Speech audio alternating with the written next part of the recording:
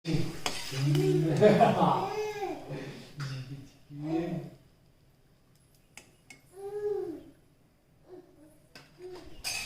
Welcome back to the channel. ಇವಾಗ 1:30 ಆಗಿದೆ. ದೀಪಕ್ ಅವರು ಊಟ ಮಾಡ್ತಾ ಇದ್ದಾರೆ. ಯುಕ್ತ ಬೇಬಿ ಜಸ್ಟ್ ಎದ್ಕೊಂಡಿದ್ದಾಳೆ. ನನಗೆ ಊಟ ಆಗಿದೆ. ಯುಕ್ತ ಬೇಬಿ ಎದ್ಕೊಳ್ಳೋದ್ರೊಳಗೆ ಊಟ ಮುಗಿಸಿದ್ದೀನಿ ನಾನು. ಇವಾಗ ಒಂದು ಕೆಲಸ ಇದೆ ನನಗೆ. ಫ್ರಿಜ್ ಕ್ಲೀನ್ ಮಾಡೋಣ ಅಂತ ಇದ್ದೀನಿ. ತುಂಬ ದಿನ ಆಯಿತು ಮಾಡಿದೆ. ವರ್ಷ ಎಲ್ಲ ಆಗಿಲ್ಲ, ಬಟ್ ತುಂಬ ದಿನ ಆಯಿತು. ಒಂದು 2 ಮಂತ್ಸ್ ಅಂತೂ ಆಯಿತು, ಏನೋ ಗೊತ್ತಿಲ್ಲ. ಒಂದು ಮಾವಿನಕಾಯಿ ಗೊಜ್ಜು ಮಾಡಿದ್ದೀನಿ, ಜೊತೆಗೆ ಮೊಸರು, ಉಪ್ಪಿನಕಾಯಿ, ಹಪ್ಪಳ, ಹಾಗೆ ಯುಕ್ತ. ಏನು ಮಾಡ್ತಾ ಇದೀಯಾ? ಹಪ್ಪಳ ಕಿಸಿ ನೋಡು ಮಂಗ. ಪಟಾಪಟ ಅಂತ ಎಲ್ಲ ತೆಗೆದು ಇಟ್ಕೊಂಡು ಒರೆಸಿ ಅದು ಇಡ್ತೀನಿ. ಓಕೆ ಓಕೆ ದೀಪಕ್, ಇದೆಲ್ಲ ಹಾಳು ಮೂಳು ಎಲ್ಲ ಇದೆ.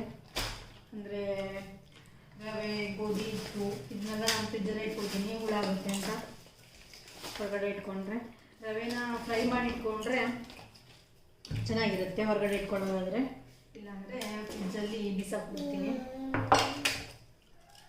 ಸಾಸ್ ಎಲ್ಲ ಇದೆ. ಗೋಧಿ ಮುಸುರಿ ಮಾಡಿದೆ, ತುಂಬ ದಿನ ಆಯಿತು. ತುಂಬ ದಿನ ಏನು, ವರ್ಷನೇ ಆಯಿತು. ಎಲ್ಲ ಮಾಡ್ತಾ ಇಲ್ಲ. ಆಲ್ರೆಡಿ ಮತ್ತೆ ಫ್ಯಾಟ್ ಆಗಿದ್ದೀನಿ. ಸೊ ಜಂಕ್ ಫುಡ್ನೆಲ್ಲ ಅವಾಯ್ಡ್ ಮಾಡೋಣ ಅಂತ ಇದ್ದೀನಿ. ಗೊತ್ತಿಲ್ಲ. I know don't. ಒಂದು ಲಿಂಬು ಹಣ್ಣು ಬೇರೆ ಸಿಕ್ಬಿಟ್ಟಿದೆ ನೋಡಿರಲಿ. ಲಿಂಬು ರೇಟ್ ತುಂಬ ಜಾಸ್ತಿ ಇದೆ ಅಂತ ತೊಗೊಳ್ಬೇಕಾದ್ರೆ. ಇಲ್ಲ, ಇದಂತೂ ದೀಪಕ್ ಅವ್ರಿಗೆ ಯಾವತ್ತೂ ಇರೋದ್ರ ಜೊತೆಗೆ ತೊಗೊಳ್ಳಿ. ಟೊಮೆಟೊ ಕೆಚಪ್ ಇದು ಬೇಡ. ಇದು ಗಸಗಸೆ. ಇದನ್ನು ಪಾಯಸ ಮಾಡೋಣ, ಚೆನ್ನಾಗಿರುತ್ತೆ. ಮತ್ತು ಬರುತ್ತಂತೆ ಗಸಗಸೆ ತಿಂದು ನನಗೆ. ಓಹೋ, ಇದೇನು ಯಾವಾಗಿಂದೋ ಇದು ಅಂತೇಳೋ ನಿಮ್ಮ ಮನೆ ಊಟದ್ದು ಕಾಕಡಿ ಕಾಕಡಿ ಕಾಕಡಿ ಕಾಕಡಿ ಯುಕ್ತ ಅಂತ ತಿಂತ ಇದ್ದೆ. ಹಾಂ, ಪಲಾವ್ ತೊಗೊಂಡಿದ್ದೆ. ಆಮೇಲೆ ಇದು ಜೋಳದ ಹಿಟ್ಟಿದೆ, ಜೋಳದ ರೊಟ್ಟಿ ಮಾಡಬೇಕು ನಾನು. ಕಾರ್ನ್ಫ್ಲೋರ್ ಇದೆ. ಕಾರ್ನ್ಫ್ಲೋರ್ ಇದೆ, ಏನು ವ್ಯತ್ಯಾಸ? ಕಪ್ಪು ಉಪ್ಪಿದೆ. ಯಾವ ಥರ ಇದೆ ಅಂದರೆ, ಆಮೇಲೆ ಕಲ್ಲುಪ್ಪಿದೆ, ಆಮೇಲೆ ವೆನಿಲಾ ಎಸೆನ್ಸ್ ಇದೆ. ಎಲ್ಲ ಯಾವ ಕಾಲದ್ದು ಗೊತ್ತಿಲ್ಲ. ಹಾಗೆ ಡಂಪ್ ಮಾಡಿ ಇಟ್ಟಿದ್ದೀವಿ. ಇದು ಓಕೆ. ಅಂದರೆ ಹಾಲು, ಮೊಸರು, ಆಮೇಲೆ ತರಕಾರಿ, ಹಣ್ಣು ಅಷ್ಟೇ. ಕೋಲ್ಡ್ ಡ್ರಿಂಕ್ಸ್ ಎಲ್ಲ ಸ್ವಲ್ಪ ಕಡಿಮೆ ಯೂಸ್ ಮಾಡೋದು. ಈ ಕರಿಬೇವು, ಕೊತ್ತಂಬರಿ ಸೊಪ್ಪು ತೊಂದರೆ ಈ ಥರ ಫ್ರೆಶ್ ಇರೋಕ್ಕೆ ಇದನ್ನು ಯೂಸ್ ಮಾಡ್ತೀವಿ. ಇದು ಕಾಫಿನ ಫುಡ್ ಅನಿಸುತ್ತೆ. ಫುಡ್ ತಿಂದೇ ಇಲ್ಲ, ಹಾಗೇ ಇದೆ. ಇದು ಸ್ವೀಟ್, ಯಾವುದೋ ಕಾಲದ್ದು ಮಾವಿನಕಾಯಿ, ಚಾಕ್ಲೇಟ್. ದೇವ್ರೇ, ಹಾಂ, ಎಲ್ಲಿ ತಂದಿದ್ದಾಗಿತ್ತು? ಅಪ್ಪಳೆ ಒಂದೇ ಸಾಕು ತಗೊಂಡು. ಏನು ಕಮಲತ್ತ ಮನೆಯಿಂದ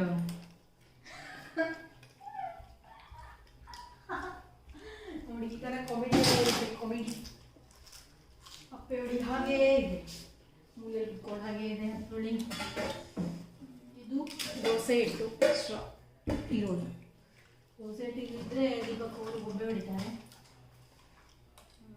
ಯಾವುದೋ ಸ್ವೀಟ್ ಇದೆಲ್ಲ ಹೊಡಿತೀನಿ.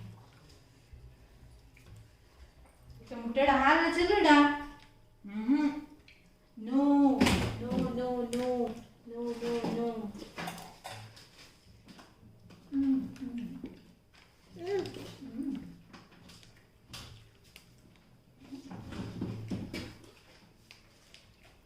ಚಾಕ್ಲೇಟ್, ಲಿಂಬು ಬೇಡ. ಎಂತ ಮಾಡ್ತಿದ್ದೆ? ಮುಜ್ಗೋ ಹಾಡ್ಸೆಲ್ಲ ಕೊಂಬಿಟ್ಟಿದ್ಯಾ ಮುನ್ಸಂತಿಗೆ? Audio Jungle.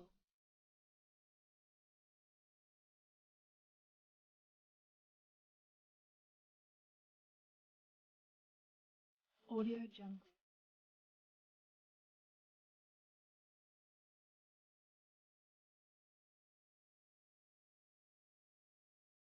Audio Jungle.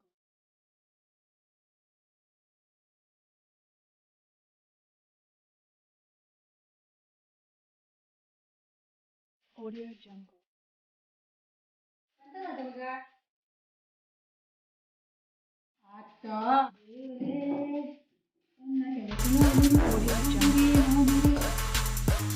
ನೋಡಿ ನೋಡಿ ನೋಡಿ ಎಷ್ಟು ಹಾಡ್ಕೊಂಡು ಏನು ಮಾಡ್ಕೊಂಡಿದ್ದಾಳೆ ಅಂತ ನೋಡಿ. ಆಗ ಫ್ರಿಜ್ ಕ್ಲೀನಿಂಗನ್ನು ಅಲ್ಲಿಗೆ ಬಿಟ್ಟೆ ನಾನು. ಯuktaa ಅಲ್ಲಿ ಎಲ್ಲ ಮೆಸಪ್ ಮಾಡಾಕಿದ್ಲು, ಸೊ ಅಲ್ಲಿಗೆ ಬಿಟ್ಟೆ. ಇವಾಗ ನಾನು ಲೋಕಲ್ ಶಾಪಿಗೆ ಹೊರಟಿದ್ದೀನಿ. ಸಣ್ಣ ಪುಟ್ಟದೆಲ್ಲ ತರೋದಿದೆ. ಅಂಗಡಿ ಬಾಗಿಲು ತೆಗೆದಿಲ್ಲ. ಹಾಂ ಹೋಗಿ ಬರ್ತೆ. ನಾನು ಹೇಳೋಷ್ಟೊತ್ತಿಗೆ ನೋಡಿ ಲೋಕಲ್ ಶಾಪ್ ಅವ್ರು ಬಂದರು. ಹಾಗೆ ಹೋಗ್ತಾ ಇದ್ದೀನಿ, ತೊಗೊಂಡು ಬರಬೇಕು. Good morning, welcome back. ಇವಾಗ ಬೆಳಗ್ಗೆ 8:30 ಆಗಿದೆ. ನಾನೀಗ ತಿಂಡಿಯೆಲ್ಲ ಆಗಿದೆ. ಅತ್ತೆ ಮಾವ ಕೂಡ ಬಂದಿದ್ದಾರೆ. ದೀಪಕ್ ಅವರು ವೆಡ್ಡಿಂಗ್ ಶೂಟಿಗೆ ಹೋಗಿದ್ದಾರೆ. ಅತ್ತೆ ಕೆಳಗಡೆ ಯುಕ್ತನ್ನ ಕರ್ಕೊಂಡೋಗಿದ್ದಾರೆ ಗಾರ್ಡನ್ಗೆ, ಅಂಗಳದಲ್ಲಿದ್ದಾರೆ. ಅವರಿಗೂ ತಿಂಡಿ ಆಗಿದೆ. ಮಾವ ವಾಕ್ ಹೋಗಿದ್ದಾರೆ ಬೇಬಿ ಕರ್ಕೊಂಡು. ಇವಾಗ ಒಂದು ರಾಶಿ ಪಾತ್ರೆ ಬಿದ್ದಿದೆ. ಮೇಡ್ ಬರೋಲ್ಲ, ಅವಳಿಗೆ ಆರಾಮಿಲ್ಲ ಅಂತೆ. ಸೊ ಬೇಬಿನೇ ಕೆಲಸ ಮುಗಿಸೋಣ.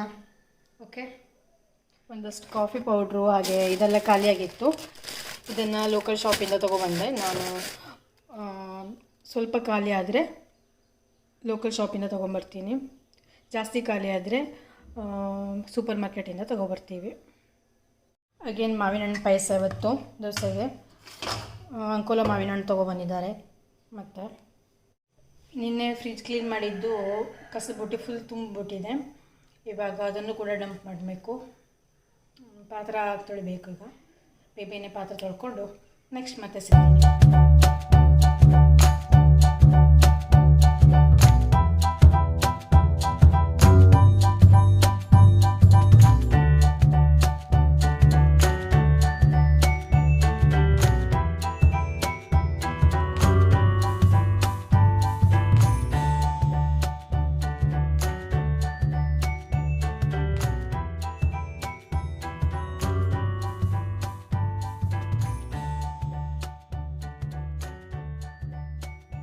ಇವಾಗ ಮನೆ ಕೆಲಸನೆಲ್ಲ ಮುಗಿಸ್ಬಿಟ್ಟು ಕಡಿಗಾಯಿ ಮಾವಿನಕಾಯಿ ಉಪ್ಪಿನಕಾಯಿ ಮಾಡೋಣ ಅಂತ ಹೊರಟಿದ್ದೀನಿ.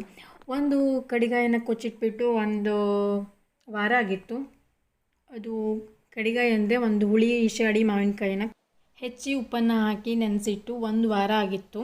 ಅದಕ್ಕೆ ನಾನು ಇವಾಗ ಮಸಾಲವನ್ನು ಮಾಡ್ತಾಯಿದ್ದೀನಿ.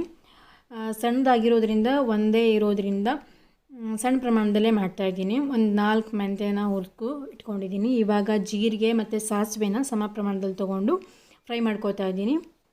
ಈ ಕಡಿಗಾಯಿ ಅಂದರೆ ದಪ್ಪ ಸಿಪ್ಪೆ ಮಾವಿನಕಾಯಿ ಇರುತ್ತೆ ನೋಡಿ, ಅದಕ್ಕೆ ಕಡಿಗಾಯಿ ಉಪ್ಪಿನಕಾಯಿ ಮಾಡೋಕ್ಕೆ ಚೆನ್ನಾಗಿರುತ್ತೆ. ತುಂಬ ಜಾಸ್ತಿ ಹುಳಿ ಇರೋ ಮಾವಿನಕಾಯಿ ಬೇಕಂತೇನಿಲ್ಲ, ತೋತಾಪುರಿ ಕೂಡ ತೊಗೋಬೋದು. ಈ ಈಶಾಡಿ ಮಾವಿನಕಾಯಿ ಎಲ್ಲ ಇರುತ್ತಲ್ಲ, ಅದು ಸಿಹಿ ಇಲ್ಲ, ಹಣ್ಣಿಗೆ ಬರೋಲ್ಲ ಅಂದರೆ ಇದನ್ನು ಕೂಡ ಮಾಡ್ಕೋಬೋದು. ಜಾಸ್ತಿ ದಿನ ಇಟ್ಕೋಬೇಕು ಅಂದರೆ ದಪ್ಪ ಸಿಪ್ಪೆ ಮಾವಿನಕಾಯಿ ತೊಗೋಬೇಕು. ಇವಾಗ ನೋಡಿ 1 ಚಿಟಿಕೆ ಓಮನ್ನು ತೊಗೊಂಡಿದ್ದೀನಿ. ಓಮು ಆಮೇಲೆ ಒಂದು 4 ಲವಂಗನ ತೊಗೊಂಡು ಫ್ರೈ ಮಾಡ್ಕೋತಾ ಇದ್ದೀನಿ. ಈ ಓಮು ಹಾಕಬೇಕಂತೇನಿಲ್ಲ ಈ ಕಡಿಗಾಯಿ ಉಪ್ಪಿನಕಾಯಿಗೆ, ಬೇಕಾದರೆ ಹಾಕ್ಕೋಬೋದು. ಇವಾಗ ಇದನ್ನು ಕೂಡ ಚೆನ್ನಾಗಿ ಫ್ರೈ ಮಾಡಿಕೊಂಡು ಸ್ವಲ್ಪ ಅರಿಶಿಣವನ್ನು ಹಾಕ್ಕೊಂಡಿದ್ದೀನಿ. ಮನೆಯಲ್ಲೇ ಮಾಡಿರೋ ಅರಿಶಿಣ, ಇದು ಪ್ಯೂರ್ ಇದೆ. ಇದನ್ನು ಕೂಡ ಫ್ರೈ ಮಾಡಿಕೊಂಡು ನಾನು ಫ್ಲೇಮನ್ನು ಆಫ್ ಮಾಡ್ಕೊಂಡಿದ್ದೀನಿ, ಯಾಕೆಂದರೆ ಸೀದೋಗುತ್ತೆ ಅಂತ. ಎಲ್ಲ ಹುರಿದಿಟ್ಕೊಂಡಿದ್ದನ್ನು ಇದಕ್ಕೆ ಮಿಕ್ಸ್ ಮಾಡ್ಕೊಂಡಿದ್ದೀನಿ. ಬೇಕಾದರೆ ಚೆನ್ನಾಗಿ ಮಿಕ್ಸ್ ಮಾಡಿಕೊಂಡು ಇದಕ್ಕೆ ಮೆಣಸಿನ ಪುಡಿ ಅಥವಾ ಒಣ ಮೆಣಸನ್ನು ಹುರಿದು ಹಾಕ್ಕೋಬೋದು. ನಾನು ರೆಡಿ ಮೆಣಸಿನ ಪುಡಿ ಇರೋದ್ರಿಂದ ಮತ್ತು ಒಣ ಮೆಣಸನ್ನು ಫ್ರೈ ಮಾಡ್ಕೊಂಡಿಲ್ಲ. ಜಸ್ಟ್ ಈ ಮಸಾಲವನ್ನು ಒಂದು ಮಿಕ್ಸಿ ಜಾರ್ಗೆ ಹಾಕಿ ಚೆನ್ನಾಗಿ ನೈಸಾಗಿ ಪೌಡ್ರ್ ಮಾಡ್ಕೋಬೇಕು. ತುಂಬ ನೈಸಾಗಿ ಇರಬೇಕೇನಿಲ್ಲ. ನೋಡಿ ಈ ಥರ ಇದ್ದರೆ ಸಾಕು. ಇವಾಗ ಹೆಚ್ಚಿಟ್ಕೊಂಡಿರೋ ಹೋಳನ್ನು ತೋರಿಸ್ತೀನಿ ನೋಡಿ, ಇಷ್ಟೇ ಇದೆ. ಇಷ್ಟಕ್ಕೆ ಈ ಮಸಾಲ ಸಾಕಾಗುತ್ತೆ. ಅದಕ್ಕೆ ನಾನು ಜಾಸ್ತಿ ಮಸಾಲಾನ ಪೌಡ್ರ್ ಮಾಡ್ಕೊಂಡಿಲ್ಲ.